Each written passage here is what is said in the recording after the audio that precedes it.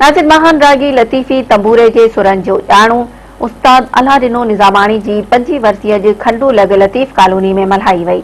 उन हवाले सां ॾिसूं मोहम्मद जुम्मन चहवाण जी रिपोर्ट। सिंध के सरताज शायर हज़रत शाह अब्दुल लतीफ़ भिटाई जे हर दिल अज़ीज़ रागाई लतीफ़ जे तंदूरे जी सुरन जो ॼाणू उस्ताद अलादीनो निज़ामाणी जी 5 वर्सी अॼु मल्हाई वई। संदसि मज़ार ते गुलन जूं चादरूं चाढ़े फातह ख़ानी ऐं दुआऊं घुरी वयूं। वर्सी में राग महफ़िल कोटाई वई, जिन में भिटाई सरकार जा रागी फ़कीर संदन साथियुनि सियासी समाजी दानिश अदीब वॾे अंग में शिरकत कई।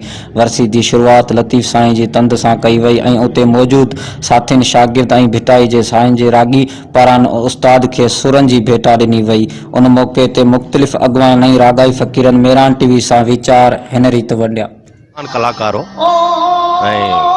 हुन अणपढ़ियल थी करे हिकिड़ो जेको राग में महारत हासिल कई उहा क़ाबिल सताइश हुई।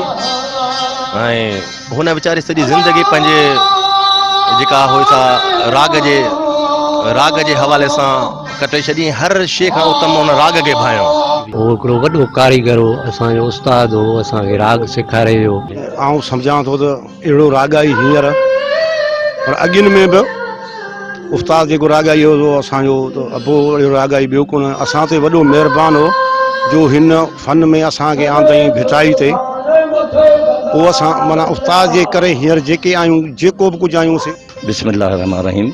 जी लतीफ़ हक़ लतीफ़ सच लतीफ़ जो उस्ताद साईं असांजो जेको मास्टर रागाई हो ऐं हुनजो किरदारु जेको हर कोई पंहिंजो छॾे वेंदो आहे, किरदारु छॾे उन असर शागिर्दनि जीअं त हुन लाइ हिकिड़ो बैत चवां थो, हीअ वस छॾियाऊं हुन वस वेड़ी चा विया, वॾी कंहिं विलायत जो सावण सारियाऊं, मलीर माणियाऊं वञ हेकांदा होत रहिया। सेखारियूं ऐं राग जे बारे में तमामु घणो कमु कयो।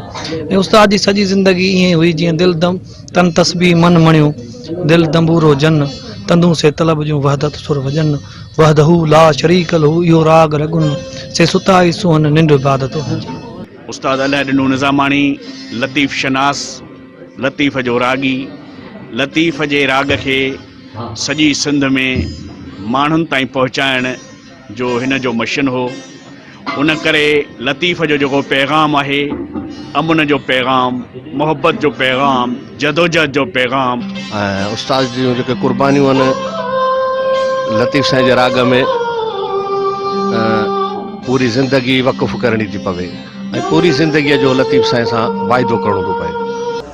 उन्हनि जो चवणु हो त उस्ताद अलादीनो निज़ामाणी सॼी ज़िंदगी लतीफ़ जे राग ते तहक़ीक़ कंदे गुज़ारी, झर झंग वञी भिटाई जे कलाम जी तबलीग कई। उस्ताद अलादीनो निज़ामाणी अॼु पंहिंजे उहे शागिर्द अॼु बि भिट धणी जी नगरी ते तंद तंवारनि था। वर्सीअ संदसि मग़फ़रत लाइ इज्तिमाई दुआऊं घुरी वयूं।